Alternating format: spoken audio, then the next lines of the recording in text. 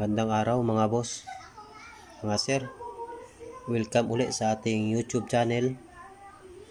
At sa araw na ito ay gagawa tayo ng flying fish. Yan o, tulad yan. Yan ang gagawin natin ngayong araw. Nakaraang vlog ko ito. Natapos ko na ito. So hindi pa nakakapanood nito kung paano gumawa, pwede nyo papanoorin, mapapanood dun sa nakaraan kong vlog. Ayan. Bali, ang gagawin natin ngayon na pattern ito. Yung baunan pa rin. Ito, ganyan. Gugupitin nyo lang yan. Marami na ako nagawa. Ayan o. Gupit ko na. Tapos, ipapakita ko din sa inyo ang mga materyales. Ito, UV resin at pang kaliskis nya. Yan. UV light at artificial eye. 7mm ang gagamitin natin. Ayan o. Okay. Tapos, meron tayo pagpipilian dito na mga pangkaliskis yan. Ang gagamitin natin ngayon sa kaliskis niya ito. Yan, para sa flying fish ito. Yan. Kung nakikita nyo. Yan. Bali, sisimulan natin mga boss. Bali, mayroon ako naka-ready dito. Ito. Pinagkupit-kupit ko na para hindi tayo matagalan. Okay, anong gagawin natin? Ito muna. Ito, BMC number 16 lang ang gagamitin natin. Ang gagawin natin ay yan, ipapakita ko muna pala kung paano posisyon pag flying fish. Pag flying fish, ganito siya ang posisyon. Yan. Pag dilis naman, tulad na nito. Dilis, babalik ta rin nyo lang ito. Itong pattern nyo. Yan. Yan. Babalik ta rin nyo lang. Yan. Sana makuha nyo. Pag dilis siya. Yan o. Pag ano naman, flying fish yan, babalik ta rin nyo lang. Isang size lang sila yan. Isang design lang. Ang paggawa ng pattern. Yun. Sana makuha nyo. Sige, simulan natin. Unang gagawin natin ay lagyan natin ng UV resin. Yan. Baba natin konti. Yan, para makita nyo.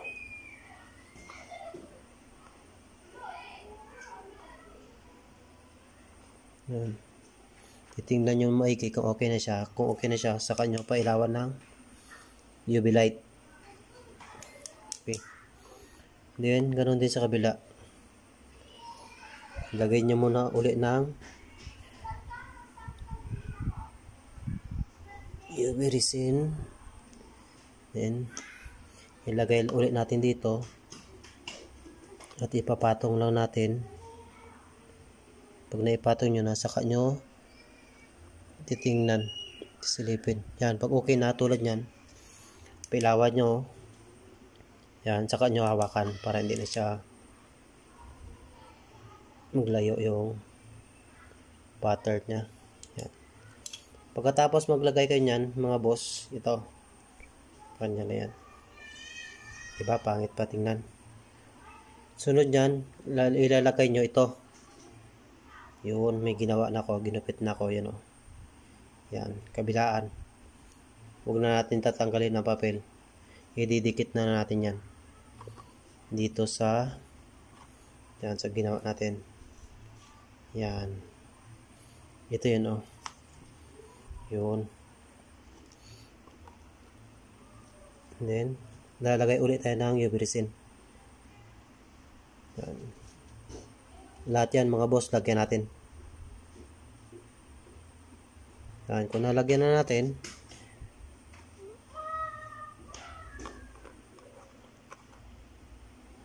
saka natin lagay mo natin to.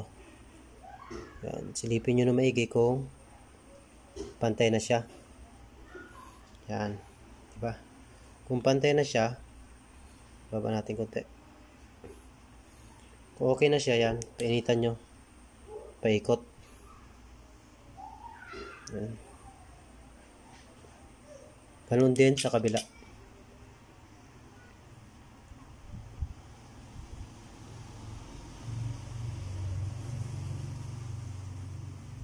Yan. Saka ilalagay ito. Yan. Tatakip lang natin dito.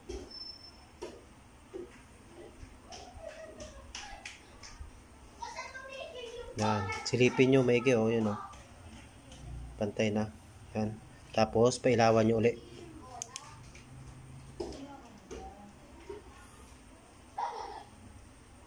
Yan. Sana mukha nyo. Pagkatapos nyan, mga sir, mga busing, ilalagay natin ito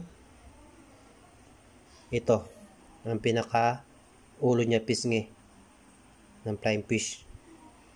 Ilalagay muna tayo ng UV resin.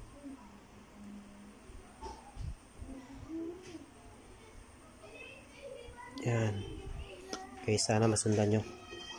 Tapos ilalagay natin itong pinaka pisngi niyang flying fish. Yan, di ba? Buka nyo na. Sana malina yung pagkagawa ko para makuha at masundan nyo. Medyo matagal lang, pero makukuha nyo by step.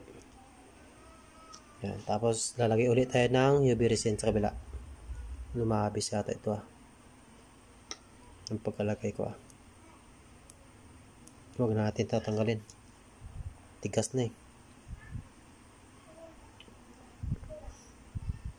Yan. Ilalagay din natin to sa kabila. Itong ano niya. Ito.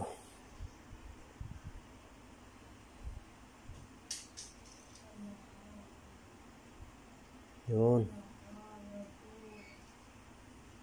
Yan. Okay na siya.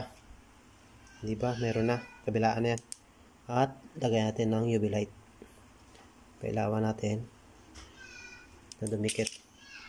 Sunod, gagawin natin mga boss, dadagdagan na natin. Kumawang dito konti, baka matanggal. Yan. Gagawin natin sa susunod ay ito. Wag ito kasi maliit ito. 5mm pala ito yung nabili ko. Wag natin gagamitin ito, pandilis yan eh. Ito yung gagamitin nating artificial eye. Yan. 7mm. Okay yan. At ilalagay mo natin, medyo matigas na dikit. Ilalagay mo natin yung mata. Position natin kung saan naka magandang position ng mata ng yan o, kita nyo na, di ba? Yan o. Yan. Saka lagay natin ng UV resin.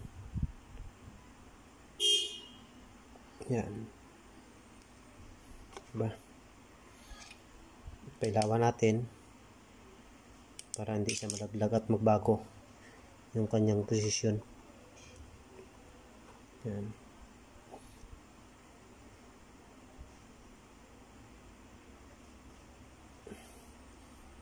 Sisilipin natin may lagi kung okay siya at pantay. Yan, diba okay na siya? Yan. Lalagyan natin ng UV resin ulit. Yun. At saka papailawan. Diba? Yan o. Diba? Sunod, gagawin natin ay ito, yung ilalim. Pwede pa sana lagyan yan ng pagkintab, kaya wag na. Pupunuin natin yan kasi walang laman ito. Para tumibay siya. Yan. Diyo pasmado na. Yan mga boss. Mga sir. Sana makuha nyo. At may maitulong ako sa inyo. Para makagawa din kayo ng napadami na dito. Okay lang. Yun. Sana ay sa susunod nating ilalagay ay ito. Bale, ang ginawa ko dito ay magkaparehas lang. Medyo madami konti ang blue. Ito, crystalite. Medyo madami konti ang blue, tapos haluan nyo ng kunting black. Yan. Tapos gumamit kayo nito. Ito, brush. Ganin nyo lang, kabilaan. Yan, para maging mahalo siya ng mabumigim at maging maganda yung kinalabasan. Yan. Tapos ito ngayon, ipapasok nyo ito sa dito. Papasok nyo dito sa may butas ng hook. Yan. Titingnan nyo kung pantay na siya. Yan o. Saka nyo hilahin pataas. At saka tatalian. Yan. Madali lang mga boss kung makuha nyo. Sa una hirap. Tagal ko din bago siya makuha. Sa una maraming proseso. Pero ito na lang yung ginawa ko. Para madalian. Yan. Tatalian nyo lang siya. At papasok doon. Yan. Okay. Sana makuha nyo mga boss. Paano yung pagkagawa? Yan. Yan, di ba? Kita nyo na.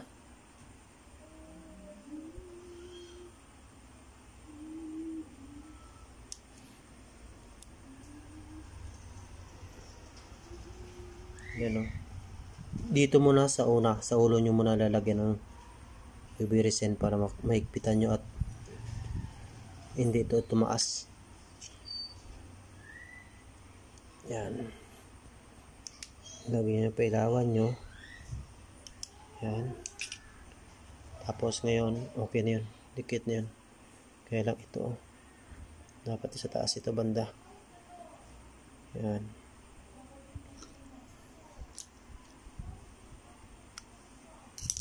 Ngayon, lalagyan natin to ng UV resin yung sa gitna banda. Para didikit siya. Ayan o. Dito natin lalagyan. Yan.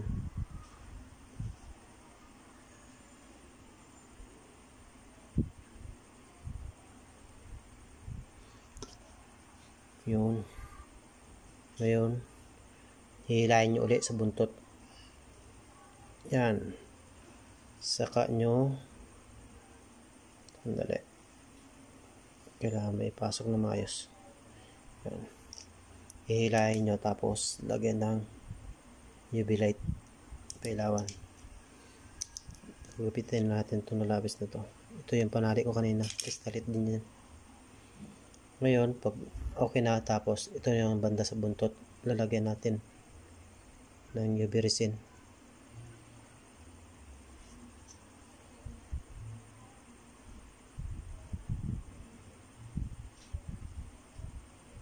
Yun.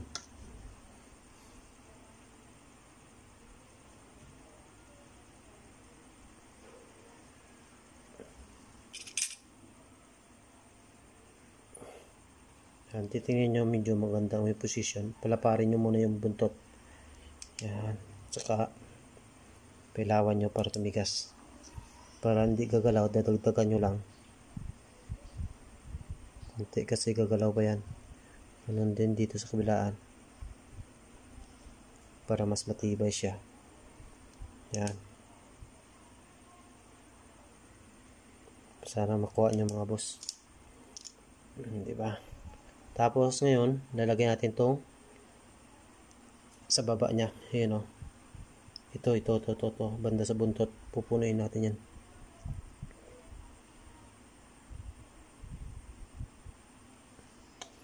Yung ginawang kulay ko lang dyan ay itim at blue. Yan. Dadagdagan natin. Kasi hindi pa siya puno.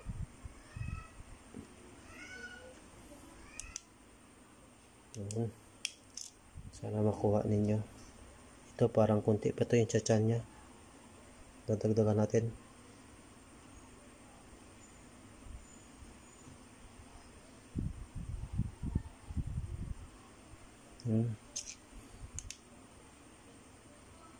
Ito pag bagong pailaw, mainit. Ngayon mga boss, ito lagyan natin ito giliran. Yan. Ito giliran, lalagyan natin yan.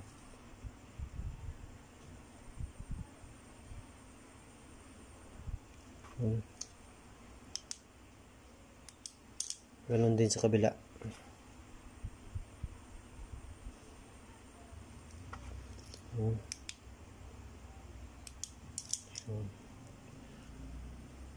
Tapos sunod natin gagawin, gugupitin natin itong buntot nya. Papakita ko sa inyo ang tamang paggupit ng buntot para maging maganda siya. Kailangan gagamitan nyo pa ng, kung kailangan gamitan nyo pa ng toothbrush para pantay-pantay. Yan o, diba? Ayusin nyo muna, tapos saka nyo gugupitan. Mas mahaba yung buntot nyo sa ilalim. Yan. Tapos yun sa baba naman medyo maano lang, maikli.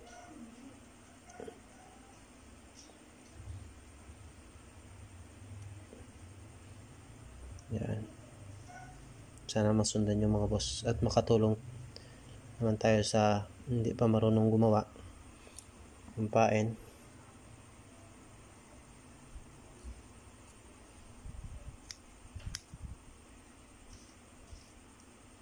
Ayan, okay na. Magawa na natin ng buntot. Ayan o, kinalabasan. Di ba? Maganda na.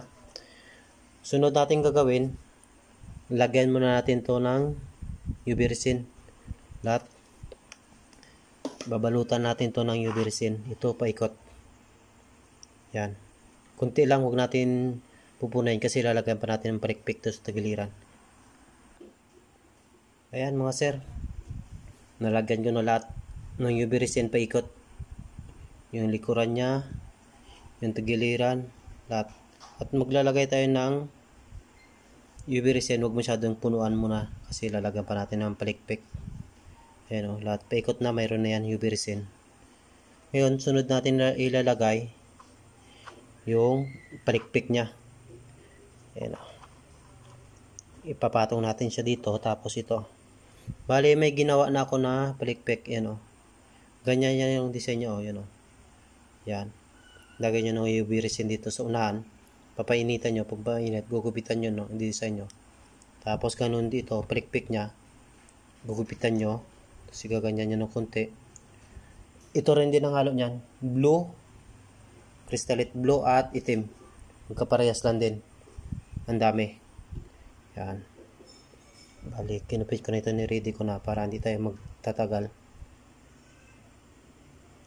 Unang gagawin natin ay lagyan natin ng UV resin. Ito. Yung lalagyan ng palikpik. Yan. Saka ilagay natin dito. Saka natin papatong ito. Itong ano na to. Yan. Ipapatong natin dito. Giliran niya. Yan. Ang hirap. Yan. Okay na to. Saka lagyan natin ng UV light. Yan. Yan. Magiging ganyan na yung posisyon niya. Sana makuha nyo. Diba? Saka lagyan natin ng, dadagdagan natin lagyan ng UV resin para hindi siya matatanggal.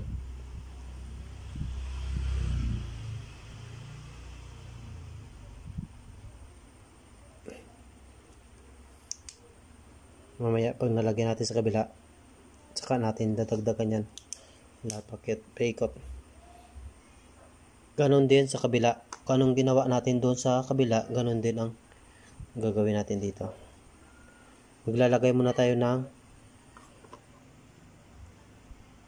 UV resin. Yan o. Yun. Lalagay tayo ng palikpik yan o. Pinakapalikpik niya.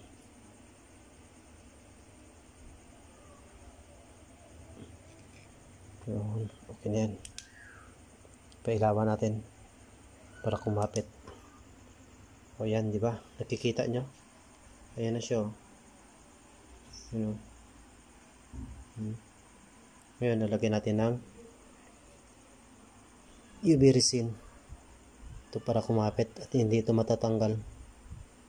Yun.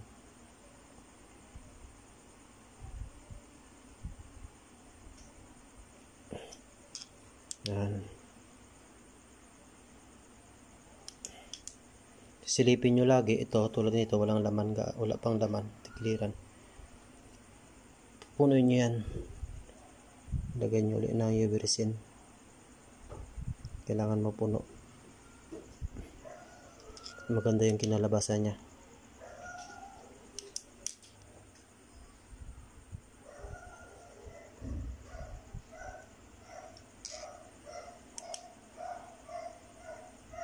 Yun. Yan siya. Kabila. Lagi nyo sisilipin bago maglagay kayo ng UV resin. Titingnan nyo muna kung saan banda yung lalagyan para hindi siya maging masama tingnan. Sana makuha nyo mga boss. Yan. I-check nyo ulit, sisilipin nyo kung okay na siya. Tingnan nyo. Diba okay na siya? Pantay na siya. Sunod natin gagawin ito, kung paano natin gagawin itong palikpik niya. Bale, may nakalagay ako dito ang vice grip. Vice grip ang ginagamit ko, kapitan. Ito, patungan natin. Yan. Ilalagay lang natin dyan. Parang ganyan. Tapos, papatong natin ng ganito. Yun. Tapos, ngayon,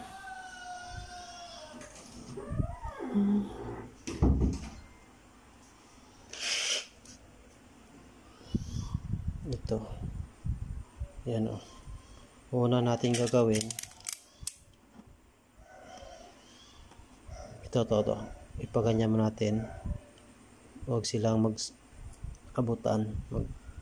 Kasi masisira yung design niya. Yan.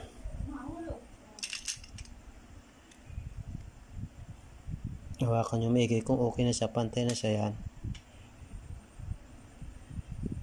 Lagyan natin ng UV resin yung pinakapuno niya.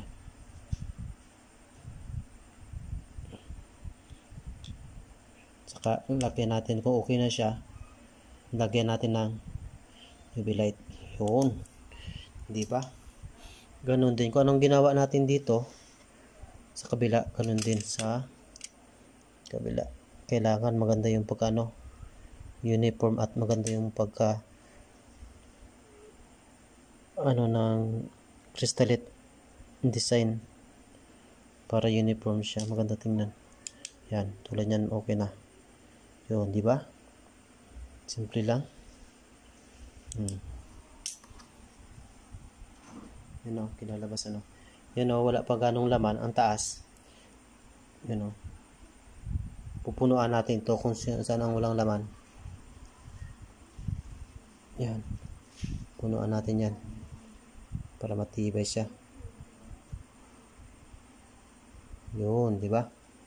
Saka, lagyan natin ng UV light. Tapos na. Yan. Okay. Tapusin na natin. Yan na siya, oh. Di ba?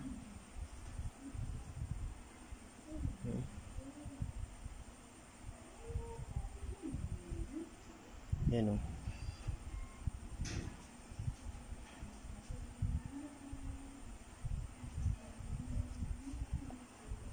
Kabilaan. Yan. Di ba?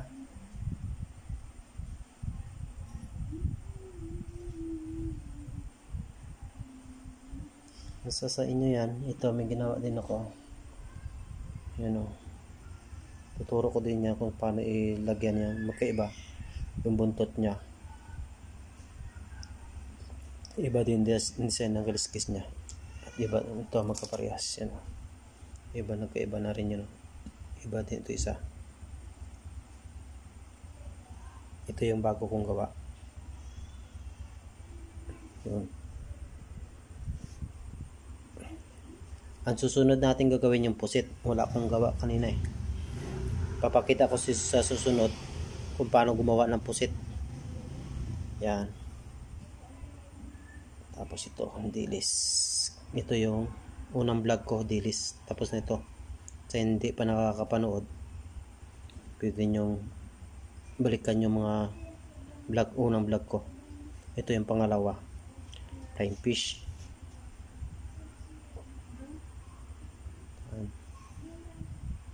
At hanggang dyan na lang yung vlog ko mga boss. Maraming salamat at huwag kakalimutan na mag-subscribe at mag-like and share para yun na lang maging tulong sa akin. At maging updated kayo sa aking mga vlog. Pag mayroon akong mai-post ng mga bagong pain. Yan, mga boss, abangan nyo. Sunod nating vlog. Yung pusit na naman, ipapakita ko sa inyo. Wala akong gawain ngayon. Kung paano gumawa ng pusit. Hali bukas, pupusuli ako. Papakita ko sa inyo kung paano gumawa ng pusit. Diba? Hanggang dyan lang. Maraming salamat. And God bless. Thank you.